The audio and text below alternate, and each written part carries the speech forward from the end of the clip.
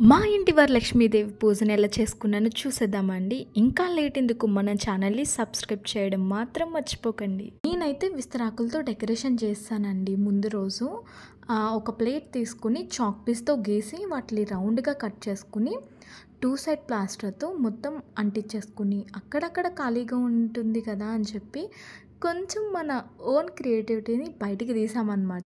అది కూడా చాలా బా వచ్చిందనుకోండి. మీరు కూడా చూసేయండి మన క్రియేటివిటీని. పూజ రోజైతే ఎర్లీ మార్నింగ్ 3కి లేచాను. లేచిన తర్వాత గడపలకి పసుపు రాసి, కుంకుమ బొట్టులు పెట్టి, నెక్స్ట్ నైవేద్యానికి ఏమేం కావాలో అవన్నీ ప్రిపేర్ చేసుకుని, నేను రీసెంట్‌గా త్యాగంటి కోటేశ్వరరావు గారు చెప్తుంటే విన్నాను గారెలు ఎలా వేయాలి అని. అది చూసి ఇప్పుడైతే నేను తెలుసుకున్నాను. యాక్చువల్‌గా తెలుసు, కానీ అంత పర్ఫెక్ట్‌గా రావు కదా అనుకున్నాను, కానీ బానే వచ్చాయి. ఇక్కడ నేను వీడియోలో చూపిస్తున్నా కదా, ఇవైతే పావు చెక్కలు. కానీ అసలు పావు చెక్కల్లాగే లేవు.